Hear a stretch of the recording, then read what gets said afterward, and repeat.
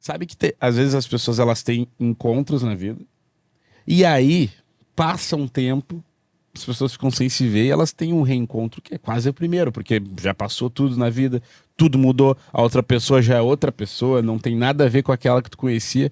E aí tem a ver com o filme que a gente vai falar hoje e que vai linkar com o relacionamento, né? Exatamente. Eu posso ter a sinopse do filme Claro. já? Tá, o que acontece? Esse filme conta a história de principalmente de uma mulher, né? Que é a Nora. E ela tem um melhor amigo. Que é o Sang. Vamos chamar ele de Sang, porque eu não sei se pronunciar o nome dele, mas é Hae Sang. Hae Sang. Hae Sang, exatamente. E eles são muito amigos na infância. Muito amigos, são melhores amigos, assim. E aí passa um tempo e o pai da Nora tem que trabalhar em outro lugar. Eles têm que ir para os Estados Unidos, né? Que eles moravam na Coreia. E quando eles fazem esse processo de sair de lá, a Nora fica muito chateada, fica triste e tal. Eles ficam tristes também nesse período, assim. Aí passam 20 anos e a Nora encontra ele pelo Facebook. Nossa. E aí, como é que ele tá, O será? clássico, né? Tipo, vou saber como é que ele tá, entendeu? Sim. Aí foi lá, pesquisou e tal, procurou e encontrou ele. Depois de uma conversa com a mãe dela e tal.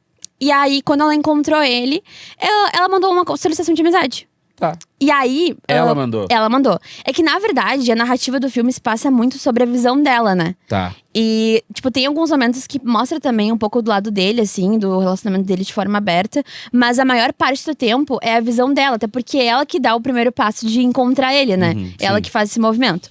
E aí, nesse meio tempo, assim, ela…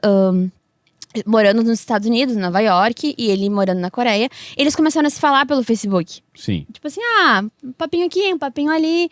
E aí começou a desenvolver muito mais essa relação. Porque eles começaram a se ligar de vídeo, começaram a trocar muita ideia, começaram a conversar sobre a vida. E retomaram, basicamente, aquele relacionamento que eles tinham lá no começo. Que era de amizade. De amizade.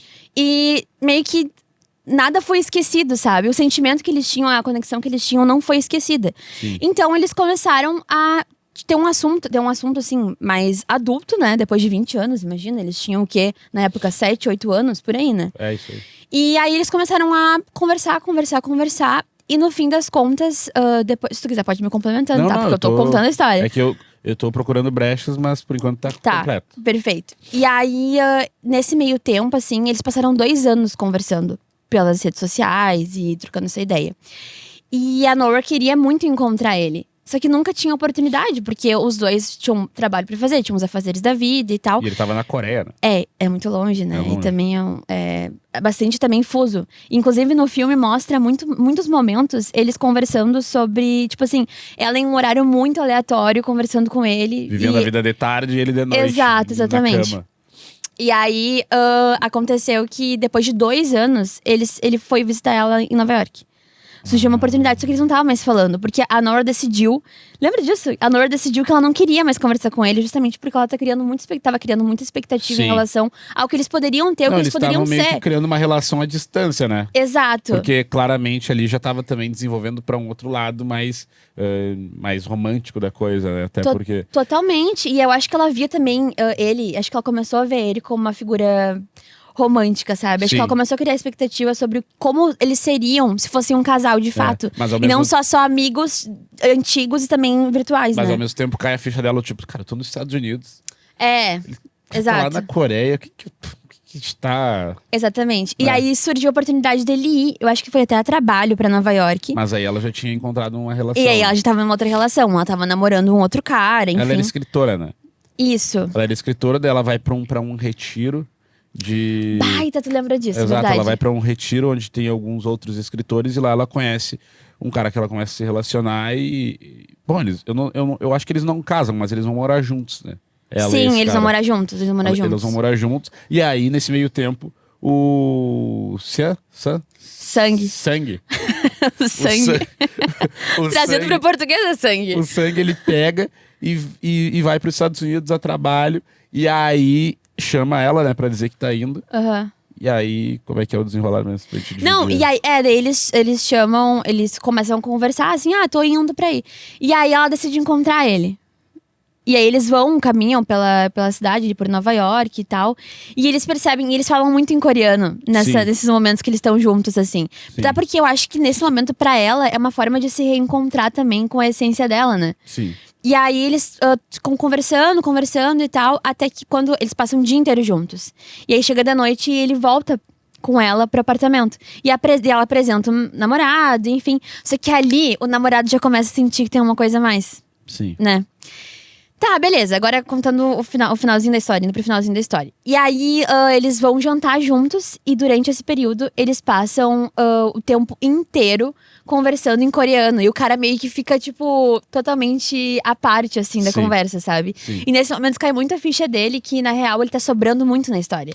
E aí, qual é o ponto, tá? O link é o seguinte: a gente sempre tem, a gente sempre sente, a gente sempre tem um feeling diferente pro que tá acontecendo ao redor. Exato. E esse namorido, ele percebe que ali naquela situação ele tá meio que boiando, entende? Sim, completamente. E ele tá muito de fora da situação, né? Porque como eles estão falando Tá, ok, eles já estão falando em coreano e ele começa a perceber que, mesmo não sabendo nada da língua, ele começa a perceber que, na verdade, os dois têm muita conexão. Independentemente se, sabe? Sim. Se eles falassem inglês, se eles falassem português, eles têm muita conexão. E também tinham muitas questões mal resolvidas, porque nesse momento, é o único momento dos dias que ele ficou em Nova York que eles conversam de fato sobre tudo que poderia ter acontecido entre eles. Então, por exemplo, até então, eles não tinham falado. Tipo, quando eles estavam conversando de forma virtual, eles não falavam sobre a possibilidade de um relacionamento deles se ela não tivesse se mudado. Sim. Eles deixaram pra falar isso nesse momento que eles estavam jantando e que o marido dela tava junto. Sim. Entendeu? Então, tipo, ali o cara percebeu. E foi muito massa da parte do cara, ele gostava muito dela, né? Depois a gente vai falar sobre isso. Que ele simplesmente deixou isso acontecer. Tipo assim, ele olhou pra situação e deixou isso acontecer, porque percebeu que era uma coisa que ela precisava há muito tempo, sabe?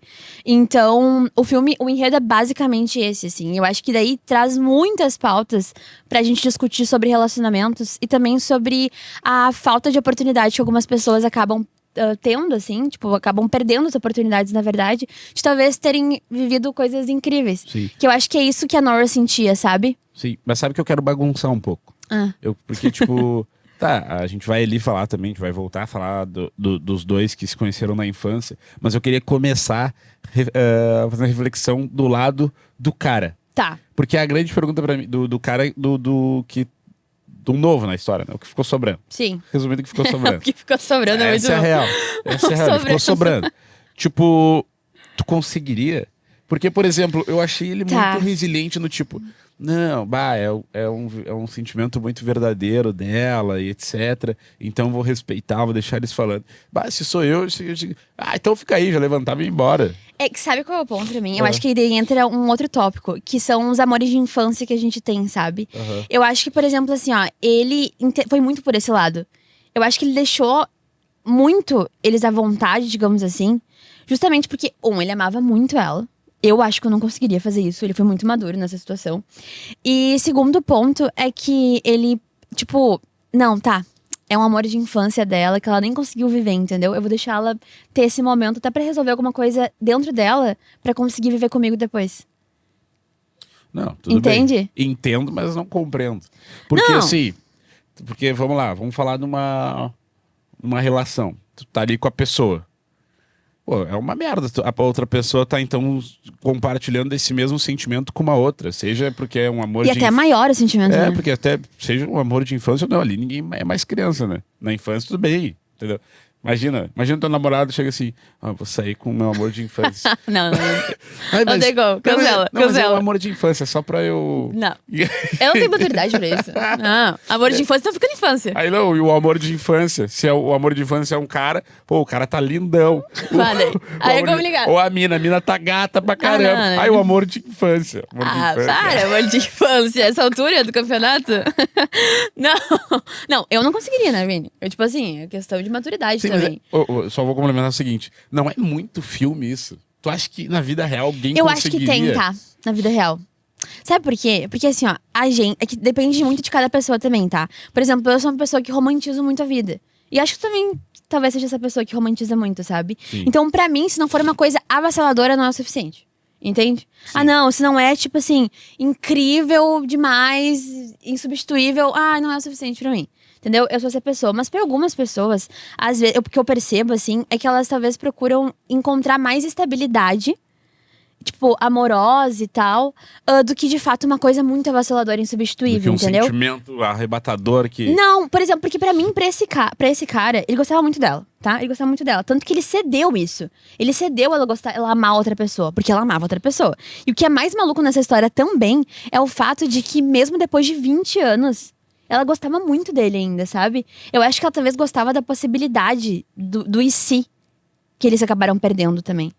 Mas enfim, Sim. isso é um outro parênteses. Sim. E, então eu acho que, tipo assim, eu acho que algumas pessoas procuram mais estabilidade do que, tipo, mais pé no chão do que uma coisa completamente avassaladora, insubstituível e tal. E não que as pessoas não queiram viver isso, mas talvez pra elas isso seja suficiente, sabe? Tipo, o cara, talvez pra ele naquele momento, não, isso é o suficiente pra mim. Tudo bem ela gostar de outra pessoa, acho que eu gosto da vida que a gente tem.